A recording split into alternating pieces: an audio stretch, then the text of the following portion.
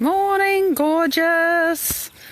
Lovely to see you, lovely to be here. A little bit late, I will confess, or later than I usually am, but that's because I was in the field co-creating with some amazing people just 5 minutes ago. And there was so much, we're supposed to finish at past, and we didn't quite. So here I am a few minutes late. But it's lovely to be outside. I walked up the hill an hour earlier than usual today and took some photographs, and they're really pretty. So I hope you get to see them. Let me show you some garden, because, there's stuff happening here. This is the wild garden. As you can see, the lawn is covered in clover. And it's wet, so I'm going to try to avoid getting wet feet. But here it is. There are alpine strawberries here, and you can see they've got, little white berries on them, which are quite tasty. Cute little white flowers, and everything is damp. And there is the larkspur, which is quite a tall meadow plant, and it just falls over and does its beautiful thing, and it's all covered in raindrops, which I think is just beautiful. So I'm loving it here. There's the golden elderberry. I just love the colour of the foliage. And look, under there is a hydrangea that I transplanted actually, and it's flowering. So despite the fact that it's really in shade, it's doing pretty well. There's the magnolia that grew from seed. And look, the New Zealand native hebe is just coming out. I love this one. Tanuya! It's beautiful to see you. We are really into New Zealand native flower time at the moment. This hebe is I just love it. It's the Māori name for it is kamahi. And it's beautiful. It covers itself in flowers. And of course we've still got the yellow daisy, which is still doing its thing. It's starting to get old, but still gorgeous. So let's get up close and personal with the flowers. Find you some fresh ones if there are any. There you go. There's some fresh ones. And I'm grateful because it's rained a little bit. Everything is dewy. And see, we've got the thalictrum and the fennel up there. So it's all happening. And there's another hebe up the back. Can you see? There's a purple hebe up there as well. Good morning, Kristen. Good morning, Nesreen. Lovely to see you. Hi, Sammy. Oh, look. We have a little bumblebee here. They're amazing. They're active and around and about, although this one's just resting. Morning, Tristan. But look at that, it's out here, not quite woken up for the day. So, just a little wild garden ramble. What else have we got? We've got campanula. Just got to make sure I put my feet somewhere sensible. And everything is just covered in raindrops. I'm trying to get the focus good for you because the camera gets a bit confused about what to look at sometimes. But there it is. And there's another one. Same sort of thing, but different. And, they just keep flowering. Let me see if I can take a really close look in here. There you go, now you can see the fine detail. Oh, Julian's beamed in again. It's great to see you, Julian. Look at that. Just the single flower with the raindrops on it. So grateful for that. And there's the lemon tree, still got some lemons on it. There you go. It looks lovely with the campanula growing through it. So, right, let me turn the camera around and get on topic today. And the topic today is one that I feel slightly underqualified to address because I don't feel that I've really done it, but I'm going to talk about it anyway. Eva, g'day, lovely to see you. I'm going to talk about it anyway because I think it's important, and there's a little bit that I know and a little bit that I've done. And so I'm going to share that anyway. And it's this whole thing of what the feck do you do when you're living your life and you're surrounded by people that dump shit on you. And they don't just do it quietly or even subversively. They are in your face, being nasty, telling you crap, and just dumping shit all over you. What do you do? How do you manage your state when that is your situation? Linda, good morning, gorgeous. And, for whatever reason, you haven't left. You haven't decided to go. And there can be millions of reasons why people would stay in a situation like that, and all of them valid until they cease to be so. So, what do you do when you're with somebody who dumps crap on you? Might be a working situation that you can't leave because you have financial responsibilities, you have children to feed, or a sick relative that's depending on you, or all of the above, and you're in a really crappy job, and there are some really difficult people that how do you deal with this, right? So I really want to talk about that.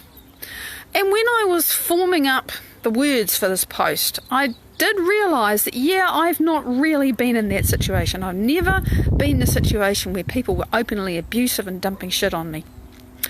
But I have been in the situation more than once, and in fact quite recently, where the level of discomfort inside of my skin was pretty much the same as if it was happening outside of me. Hi Heather, good morning beautiful. So, boundaries is part of it, Tristan, but sometimes it's like, how do you deal with that when you are there and you can't get away, is really what I'm talking about. If you have the opportunity to leave, if you have the opportunity to quietly or not so quietly tell a person to feck off, that's great. But sometimes you don't have that choice for whatever reason, right? There's many reasons why people choose to stay in very difficult situations, and I don't want to talk about that right now, just that it happens. So how do you manage that? How do you, as a sentient human being who knows that they're a creator and is really aware, oh shit, that means I created this and I'm still creating this right now. I'm creating this. Oh, feck. And how do I manage my state when, that this crap's coming at me and I feel bad about it, and I can tell you all the reasons why it's justified for me to feel bad because this person is saying really nasty things to me or doing really nasty things to me, right?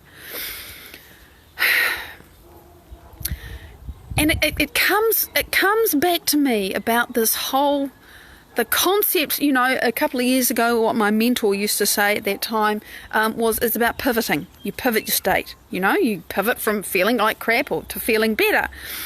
Now I use Joe Dispenza's words because I like them even more. Self-regulation. So how do I self-regulate when there's shit flying around the place and it's got nails in it and it's hitting me and it hurts? That's really what I want to talk about. And like I say, I haven't been in that really extreme situation, so that's why I feel a little underqualified, but I'm going to give this a go anyway. From the point of view that fundamentally my state of being is inside my skin. So whether the stress that I am allowing, sometimes it's very hard not to do that, whether the stress that I am allowing to dictate my state of being is coming from inside my brain or from outside of me, fundamentally this is still about, can I self-regulate? Can I change my state of being regardless? Yeah, and totally, I think everybody gets to a place where they think, screw it, this has to change. I gotta leave. But sometimes people do amazing things. I know people who stayed in really difficult situations and they've continued to work on themselves and the whole thing changed. And I remember the story of another lady who, really, really difficult family situation, and she changed herself and the situation changed overnight. So it's, and I'll respond properly to your comment later, Sammy, because I can't see it all. And so, there's so many logical reasons why I should be feeling it bad, and I should take it personally because, oh my God, I used to take things so personally. I did. God, the amount of internal trauma, right?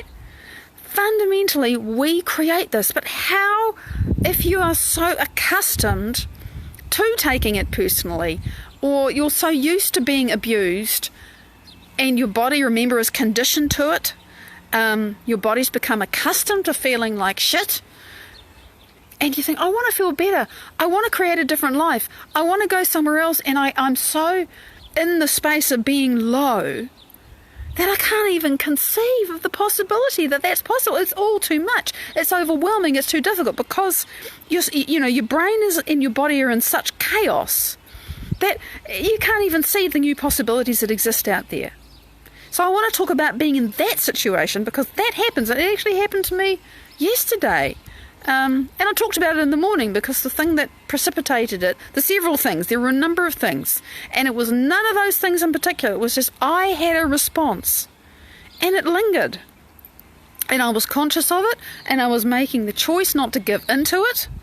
But I actually couldn't walk away from myself. It wasn't possible. I was there. I was inside my own skin. And it was dense and it was difficult and it was hard. And I kept choosing anyway. And I did my morning meditation and that was lovely. But I didn't manage to really change my state.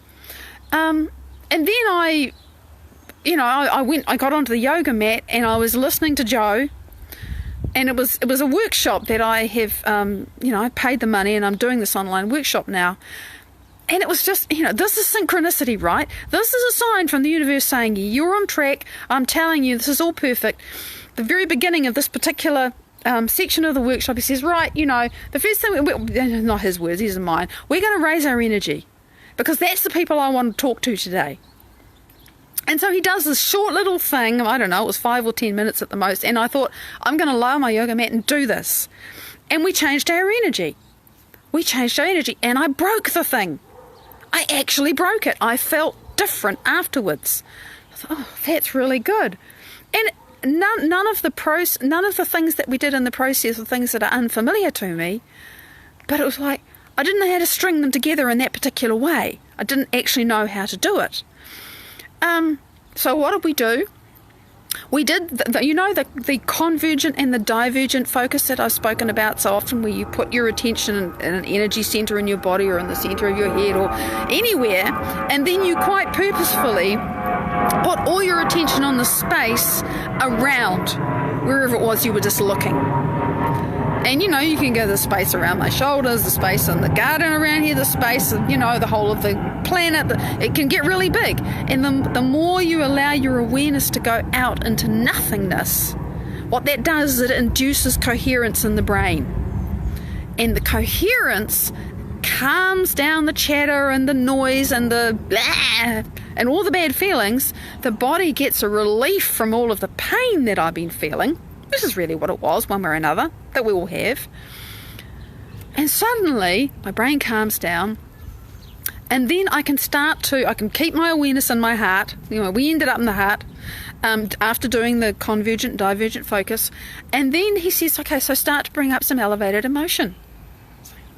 Well, what elevated emotion, And he says, the one you did yesterday, because it's a weekend workshop. But I thought, I'll do this. And I brought this emotion up. This emotion of the joy that I feel when I witness people transforming. Bonnie, it's lovely to see you, honey.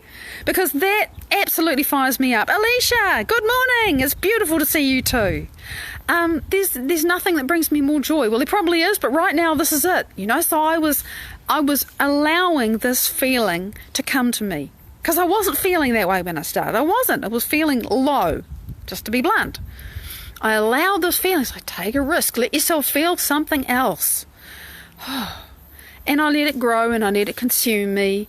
And then after that, you can lay an intention on it. Once you have your brain a bit coherent and you start to bring an elevated emotion into your heart, that makes your heart coherent. And once you do that, then you can start creating.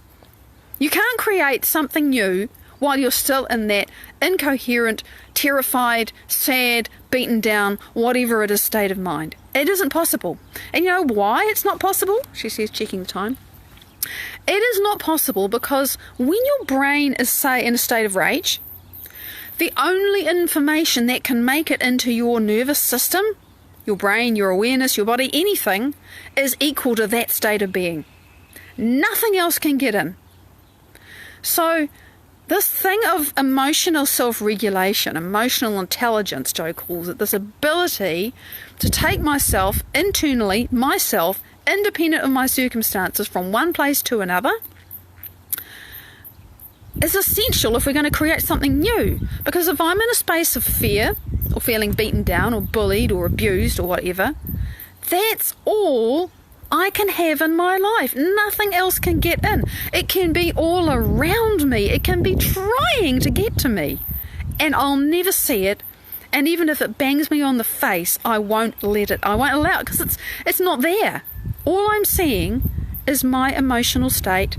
It's through the lens of my emotional state at the time, which is why it's so important to be able to create this change. So it is a really simple process of choosing. If nothing else, choose your heart. Put your awareness in your heart. And I'm not going to take you through it now. We don't have time. But you can make notes and go away and practice this. Put on some soft music that isn't beaty, preferably very slow. Slow music that helps your brain to just have something to listen to, calm down. Put your attention in your heart. Let it rest there. Keep bringing it back there, because it's going to want to race off to all the awful stuff that's going on. Virginia, gorgeous, morning. Keep bringing your attention back to your heart. And note it, and it's very easy if you breathe in and out of your heart. That's a really good thing to do, right? You do that even for a few minutes, your heart's going to become more coherent, and so will your brain.